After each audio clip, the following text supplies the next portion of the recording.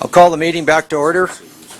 Welcome back to the Standing Committee on National Security and Defense as we continue our look at threats to Canada, specifically terrorism. Joining us to discuss the issue of threats to Canada is Mr. Tarek Fatah. Welcome. Mr. Fatah is the founder of the Muslim Canadian Congress, which was formed in the wake of 9/11 as a response to give members of the Muslim Canadian community a voice, especially when it came to issues of human rights and secular values. The Muslim Canadian Congress has been prominent in speaking out against the mixing of politics and religion and on issues of gender equality. Mr. Fatah writes a weekly column for the Toronto Sun, hosts a program on AM Newstalk 1010 in Toronto on Sunday afternoons with one of the widest listening audiences in the Greater Toronto Area. In 2008, Fatah published his first book entitled The Tragic Illusion of an Islamic State that was runners-up for the prestigious Donor Prize. This was followed by his book entitled The Jew is Not My Enemy in 2010 that won the Helen and Stan Vine Award for Nonfiction on Current Affairs. Mr. Fatah, welcome to the committee. We're pleased to have you here. I understand that you have an opening statement, and I would invite you to begin. Good afternoon. Thank you very much, Senators, ladies and gentlemen.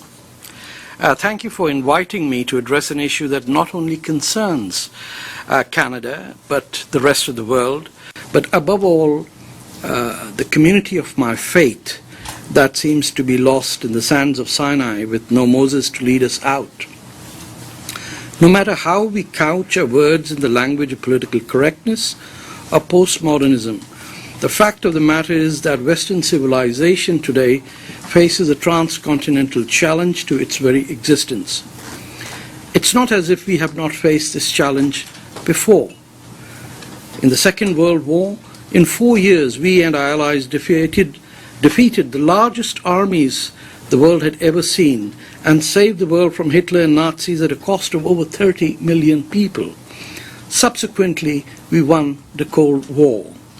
But today, 14 years after Islamism launched its war in the West, we cannot stall, let alone defeat the forces of international jihad. As a Muslim, it gives me no pleasure in washing my dirty laundry, either in public or in these august chambers. But I believe if we Muslims do not step forward and speak the truth, we will suffocate in the stench of our own making while trying to blame others for creating the mess we find ourselves firmly stuck. I understand the Standing Committee on the National Security and Defense has a mandate to study and report on security threats facing Canada and is presently focusing on the issue of preventing of radicalization. Allow me to answer some specific areas that may be of help to your committee and offer some recommendations at the end. Number one, the problem in my community or in the Muslim community. The problem of radicalization in the Muslim community depends in which Muslim community we are talking about. If we are speaking about Muslim Kurds or Muslim Baloch or the Muslim Darfuris, the problem is non-existent. The same can be said of most Iranian Muslims. However, within the white and black converts to Islam, the Somali, Bangladeshi and Arab Muslim communities, and more specifically the Pakistani Canadian Muslim community, the problem of radicalization is very widespread. It's deeply entrenched, embedded, and that is framed in terms of an Islam versus the infidel scenario leading up to an end of time Armageddon. Number two, the support infrastructure for terrorism and radicalization.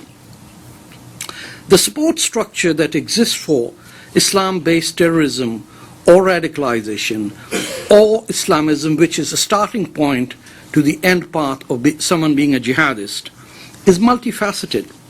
At its base are the Islamist organizations and mosque-based groups who lay the seeds of radicalization, not necessarily in the recruitment of terrorists, but in the politicization of the sermons that whip up a sense of victimhood of Muslims while cultivating a hatred of non-Muslims and other groups such as gays and women who demand equality and who refuse to wear head wraps or be encased in burqas.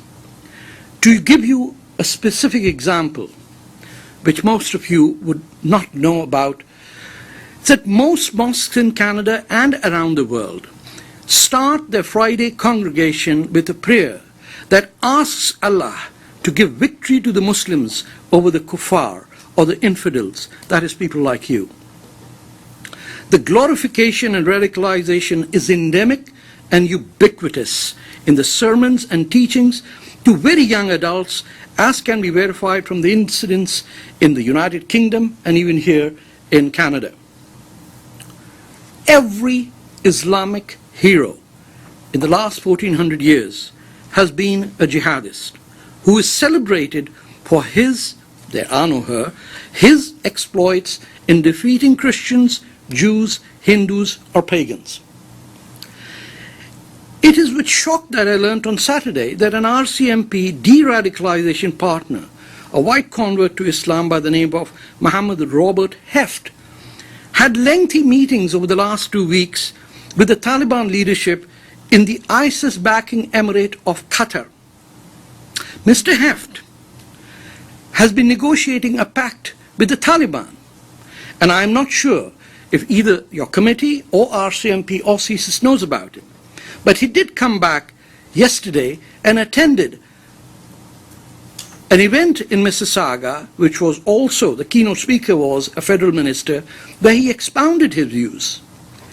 His view is that Canada's foreign policy is at the root cause of all jihadi terrorism. His absurd suggestion is that to ally with the Taliban terrorists and to fight ISIS. The question has been asked if the RCMP or CSIS have ever had any communications with that group. In my 25 years of fighting against Islamism and confronting jihadism within my Muslim community, as an author of 2 books, as a radio host, as a weekly columnist, let me state emphatically, not a single time have I ever been approached by any outreach committee of the Toronto Police, the RCMP, CSIS, or any other security agency. They will simply not meet with any Muslim who looks like an integrated Muslim. I can only draw one conclusion, ladies and gentlemen. In the eyes of the RCMP, a Muslim is a Muslim only if he or she dresses up in medieval attire, encases his wife in a burqa, and speaks with a guttural accent. The Muslims who the Mounties certify as moderate Muslims, who we are told are fighting radicalization, are in fact Islamists who are pro-Sharia, have never, ever once renounced the doctrine of armed jihad. These men and women are pulling the wool over RCMP eyes. As an example, one celebrity promoted by both CSIS and RCMP through both liberal and conservative governments is a Hamilton lawyer, a fine fellow by the name of Hussein Hamdani, who sits on the Canada's Cross-Cultural Roundtable on Security. His presence on CCR has been used to push the Islamist agenda rather than thwart the Islamists. Then there's the infamous Canadian Counter-Radicalization Handbook, United Against Terrorism, which was produced by 2 Muslim groups, ostensibly in collaboration with the RCMP, until they backed out later. The Mounties distanced themselves from this Canadian handbook, but it is instructive in who these Islamist groups in this booklet recommended as the most reliable of North America's counter-radicalization religious advisors.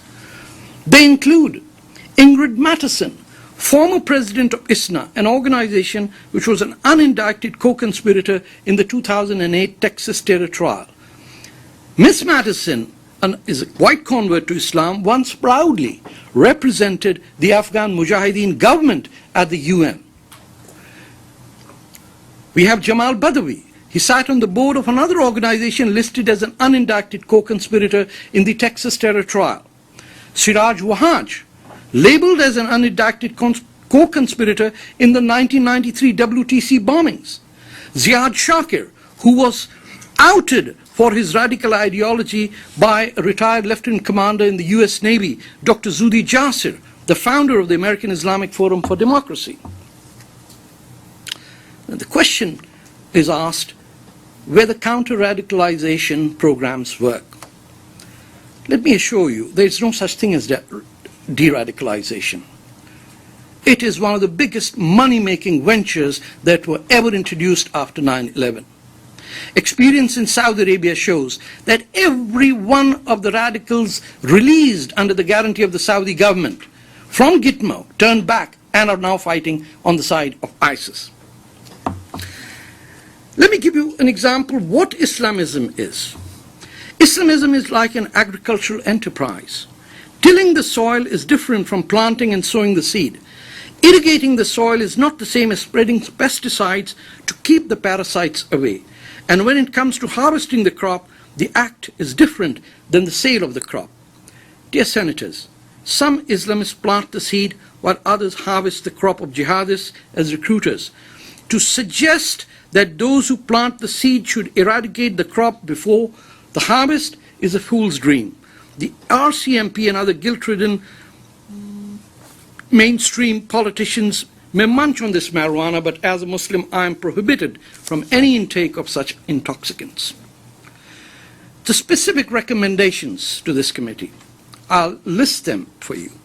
Number one, lay hate speech charges against any Muslim cleric who hides behind religious rights to attack and demonizes members of another faith or another religion, as is done every Friday in every mosque of this country. Every mosque must be monitored for such hate speech, where the word kuffar is invoked to hide the real target, which is Hindus, Christians, and Jews. Any mosque indulging in active politics must have the charitable status revoked. We have the law, we simply don't implement it. Donations of more than $20 at all religious institutions must be made by check or credit card to cut off possibility of money laundering, which I have witnessed. Number 5, immigration from Pakistan, Somalia, Iran, Iraq, and Syria must be suspended until Canada can be assured that the security documents, identity papers, and university degrees cannot be bought in the black market or from state agencies. I am aware of how in Pakistan and Somalia and in Iran, someone named, for example, as Tarek Fatah could overnight become Abdul Khan or Behrouz Hamadan with documents and degrees to cheat the best of sleuths because the documents would be genuine, not forged. Identify Muslim groups who are hostile to Islamists and enable them to fight Islamism. In Canada, from the sowing of the seed to the harvesting of the crop, over here I mean Canadian Kurds, the Baloch, the African Darfuris, and the victims of Iran's relentless atrocities on its citizens. As one measure, Canada should re-examine the false designation of the PKK, the Kurdish Workers' Party, as a terrorist group, which we have done at the insistence of Turkey, which, by the way, is the main funder and supporter of ISIS, which PKK is the only group fighting ISIS. Had it not been for the PKK and the Syrian Kurdish counterpart, the YPJ, a human slaughter of immense proportions would have taken place on Sinjar Mountain, and Kobani would have fallen to ISIS. It is unfathomable to me that we would be allies with Turkey and Qatar, who funded, if not created ISIS, but that we treat PKK as terrorists when that group has saved tens of thousands of lives and did not flee like the American-supplied Iraqi army. Senators, in the Second World War, we were allies with Stalin because we had to destroy Hitler. Today, the people who fight on our behalf have been designated as terrorists, and the people who wish to destroy us are members of NATO. I will suggest my final recommendation, which might seem very trivial, but is extremely significant in what message we send out. We should ban the burqa in public as an example set by the Republic of France, and that has been upheld by the European Human Rights Commission and the court for two reasons. The robbery that took place of $500,000 of jewelry in Toronto last week could very well have been a terrorist attack by men wearing burqas, which has happened. Number two, by saying that we as Canadians refuse and reject a value that suggests that women are the source of all sin and therefore should be restricted in their home, we will send a clear message that if you wish to wear a burqa, you're free to wear it in your home. But on our streets, we would not like our children to be scared of people who wear clothes that literally frighten infants. Thank you very much. Colleagues. Senator Stewart Olson. Thank you, Chair, and thank you for your frankness in your discussions on this. I wanted to understand from you the support infrastructure that you believe is here within the country, and I'm wondering if you could give me just briefly what is the support infrastructure here in groups.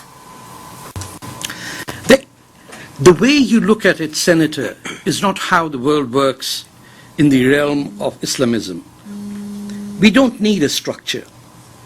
Many of the things that I have pointed out are generated in the minds of infants, of 5-year-old boys who are dressed up as medieval invaders of Europe. My name, Tarek, is a name given to me because of the general who invaded Spain in the year 711. Mm-hmm.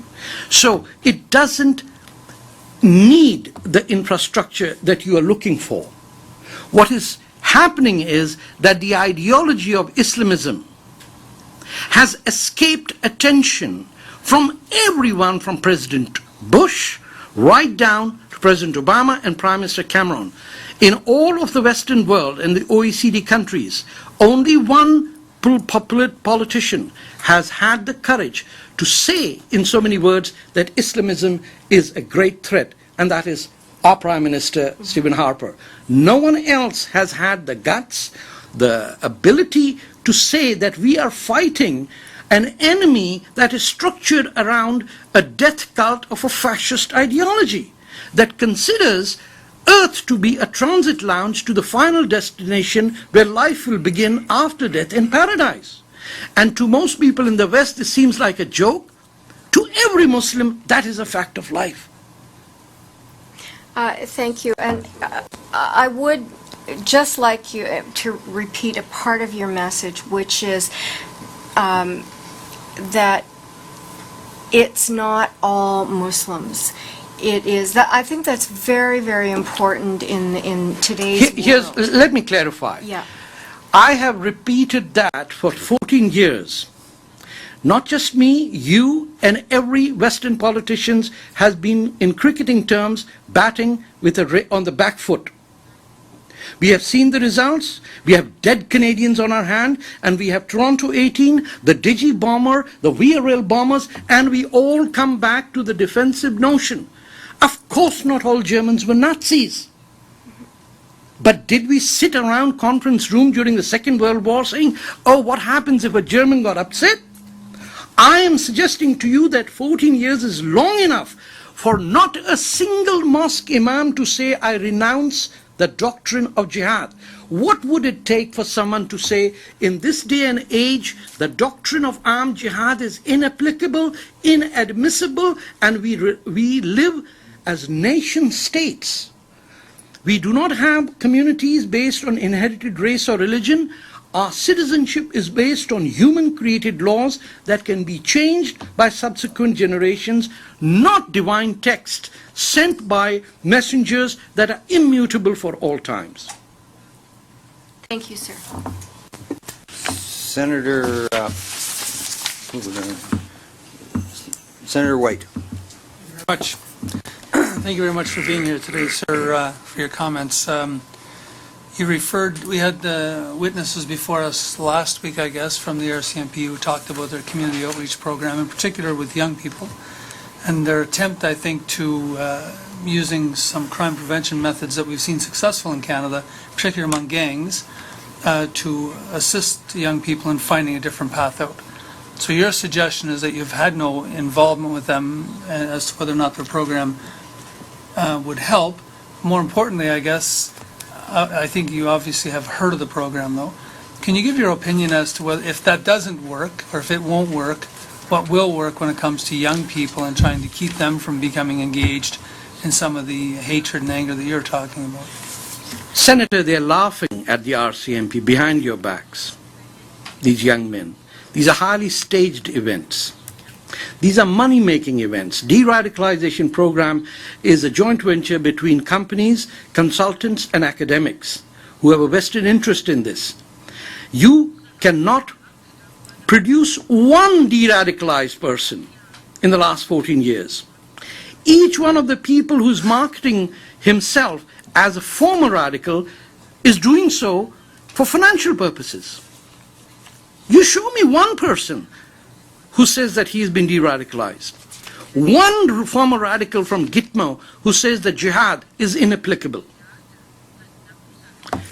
Out of 1,000 Islamists, there will be one jihadist. What we are doing is saying, how do we fight Islamism? The way we fight chickenpox, that we introduced some same germs so they can destroy the other germ? No. This is cancer. You're introducing tumors where tumors already exist. This has become a profit-making venture. For me and many secular liberal colleagues, we know this is a war declared on us. Unfortunately, for many other civil servants and folks, this is a money-making venture. You form a committee, you bring a proposal, you get funded.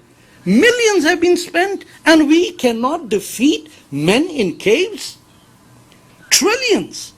Imagine the amount, hundreds of billions the Americans spent in Iraq and the army ran away, yet not a single American general has been held accountable because it was a total fraud. Nobody dares say that there were billions that were stolen in this enterprise. The Brits and the Canadians have had a very good record in having armed forces that fight with dignity.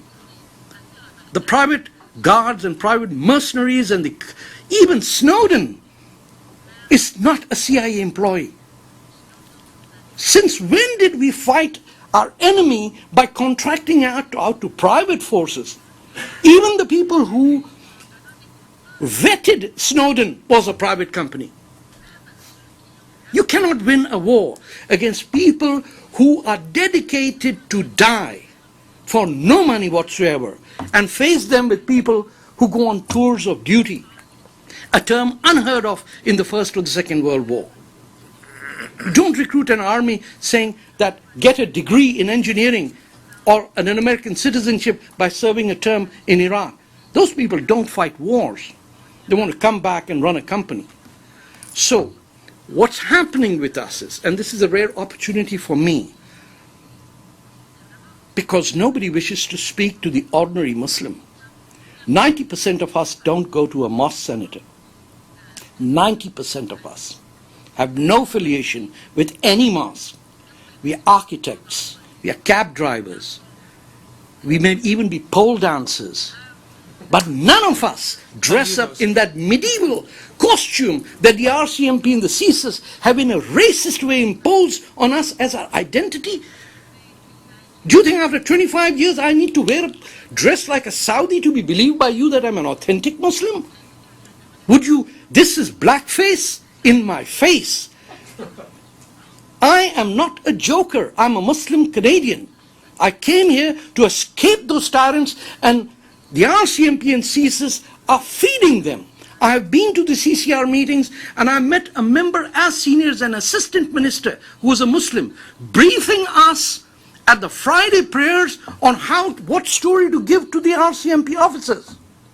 A con job of that if I was anyone in the government, I would charge that man for being a traitor to this country, to to the place that gave our parents and us a place to be free.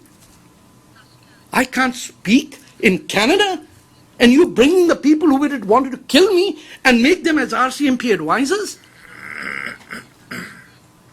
We would have lost the Second World War if we had the same leadership in Canada and Britain as we have today in our intelligentsia. If I may, Mr. Chair, obviously you don't think the program works. That's pretty clear. I'm asking you the question, then what will work? Because we are having people in this country who are, if not before, now finding themselves in a position of supporting something that involves killing Canadians. First thing is, we suspend immigration from Iran, Pakistan, Somalia. You cannot have, I can take you to Mississauga Road or the $1 million mansions of Pakistani generals of the ISI, which is not ISIS by the way, who live here amongst us. You want to know the foreign students over here? The MSA, the Muslim Students Association, designated by the Muslim Brotherhood as their front, is hosting an event in Windsor on the 26th where an RCMP superintendent is sitting down with two Islamists. Would that RCMP come to an event that we would do? Impossible. There's nothing to offer. I have no exotic meals to offer during Ramadan to these hundreds of RCMP and CSIS and Toronto police officers that every Ramadan have a feast day. It's multiculturalism gone mad, senators. And our country is being hurt and nobody is watching this. The Mounties don't get their man, I can assure you, not today. Thank you, Mr. Chair. Senator Beck. Thank you very much, Chair. Thank you very much, Mr. Fatah, for an excellent presentation. I think all my questions have actually been answered because you have given your views on radicalization. I wondered maybe one thing. For the community members who do speak out, like yourself, are you threatened, alienated, or targeted by radicals in any way? And do you feel that you're in any danger for speaking out like this? And how do you encourage others who are truly moderate to speak as well? You'll be surprised. I heard the gentleman before me talk about internet security. Do you know I am the person banned on Facebook? Seriously. I am a danger to Facebook. On a social network that hosts ISIS, prostitution gangs, drug gangs, it is me as a Sun columnist whose profile is banned. When I get a death threat, the police investigate me in Toronto. Because who comes to investigate me? The head of Toronto Police Intelligence is one of my co-religionists.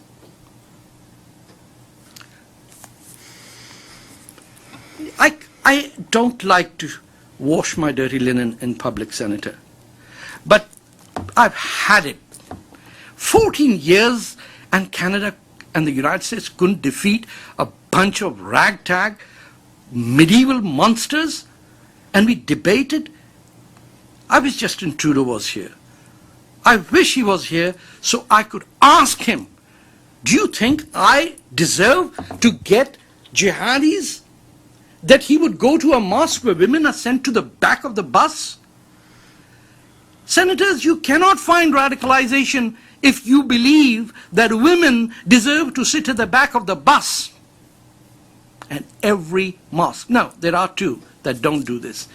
Every mosque I know other than the two send their women to the basements, behind balconies, or in the last row. And the RCMP and the Liberal and Conservative and New Democrat politicians go there, look at that, and never once did they say, I'd like to see a sister in the front row. They dare not, because they'd be accused of being racist. Senator, do you have a follow-up, Senator Beck? No, that's Senator Dejanay. Merci, Monsieur le Président.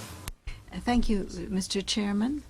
Yes, Mr. Fatah, can you hear the voice of the interpreter? Are you hearing the interpreter? Good.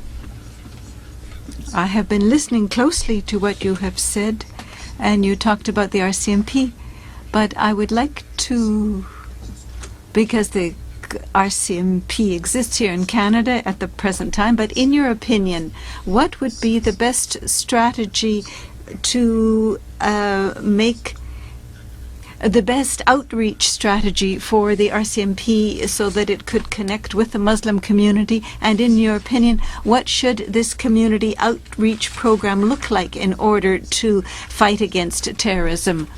But the RCMP is the institution we have to work with at the moment. I understand the paradigm which says they have to do outreach. I can't understand why it is the RCMP's job to outreach. This is the politician's job to do outreach to the community and engage. The RCMP's job is not to cater to the whims and fancies of people.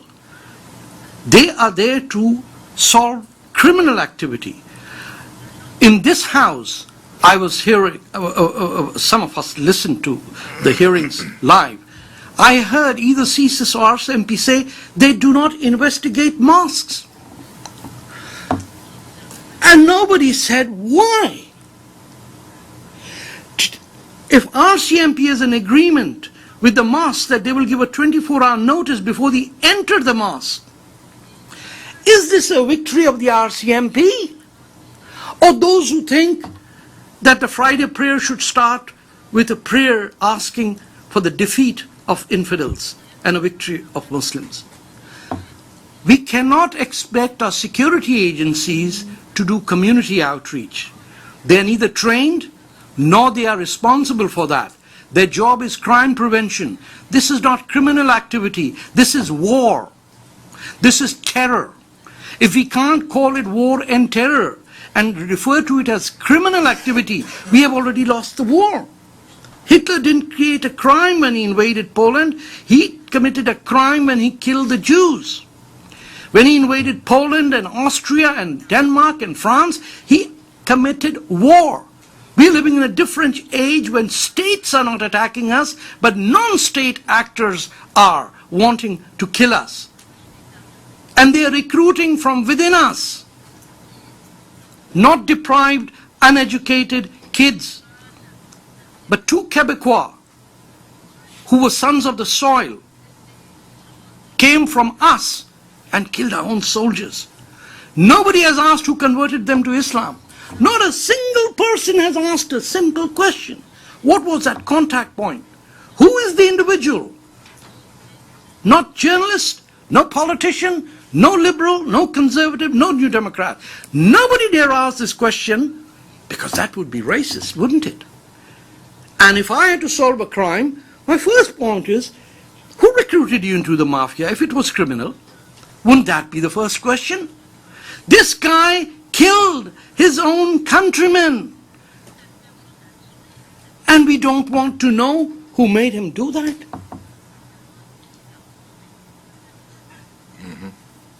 If I could just follow up on Senator Dagenet's question. And as you know, with our hearings, we are doing our best to have a public conversation in respect to identifying the problem, being able to assess what supports that,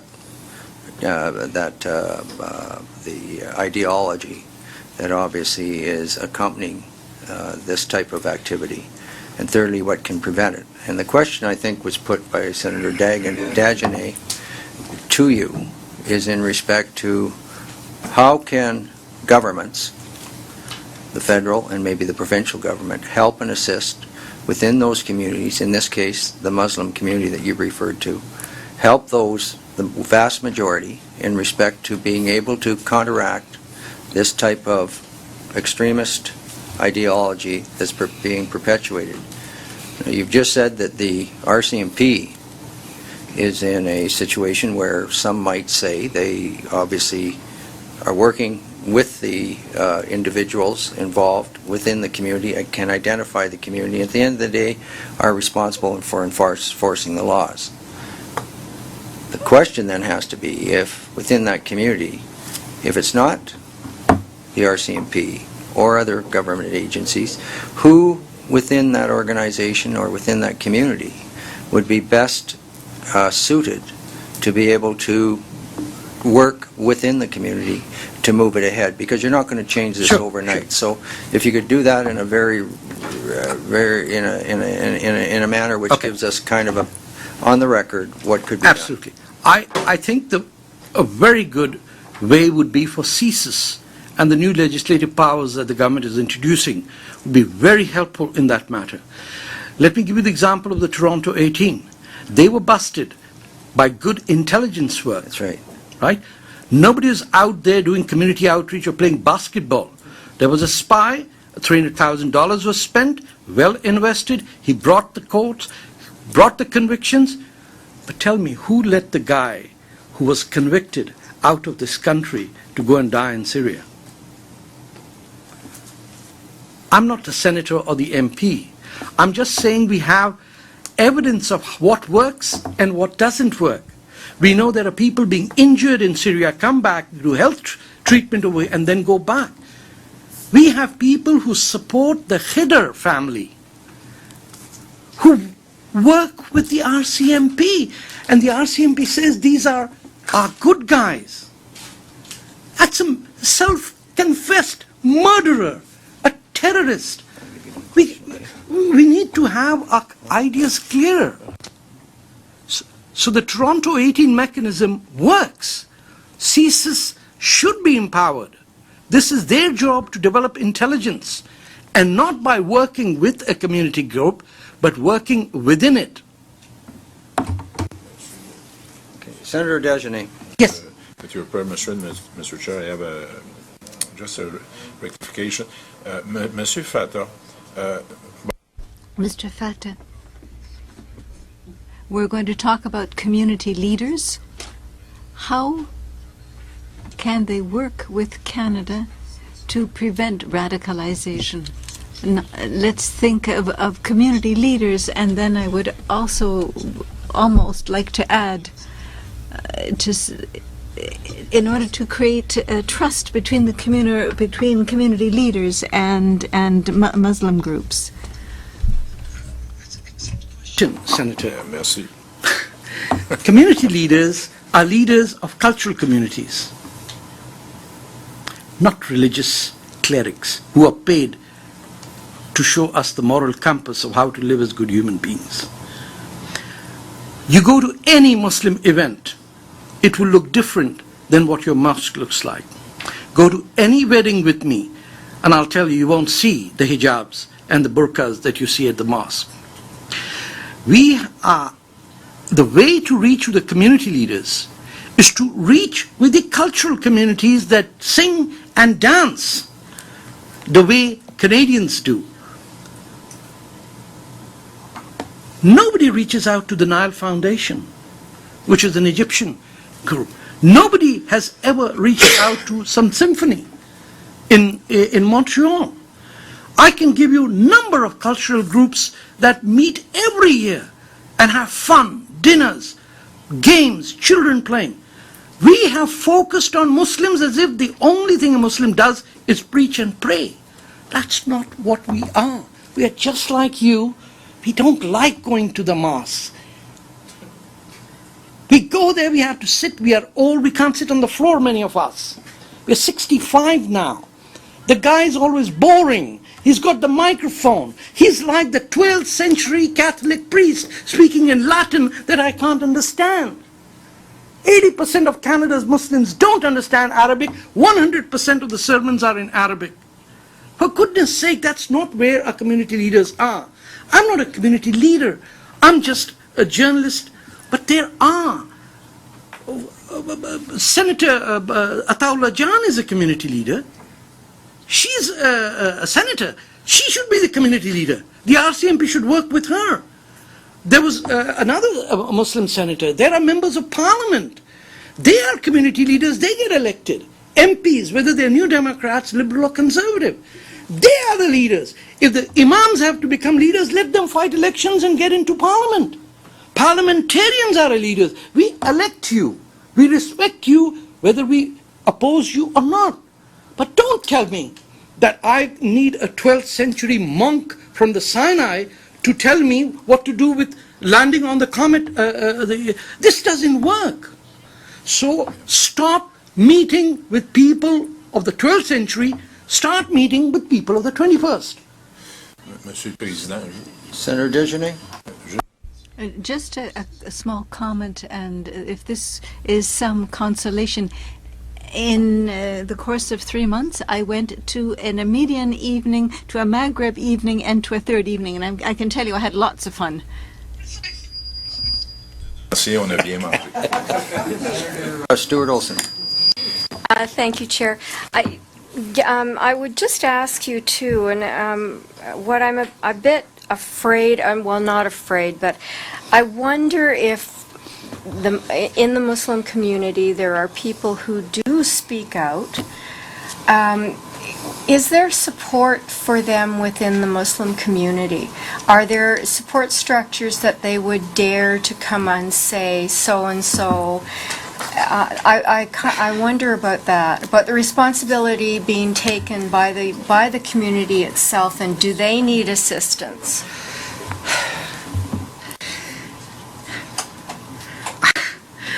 There are huge numbers of Muslims who within their homes are desperate to get rid of the image that we have. My daughter works for the CBC. None of my nieces, it has become so, well, I shouldn't be saying that, this will be recorded, but people want to become Canadians. Don't force us to become something else.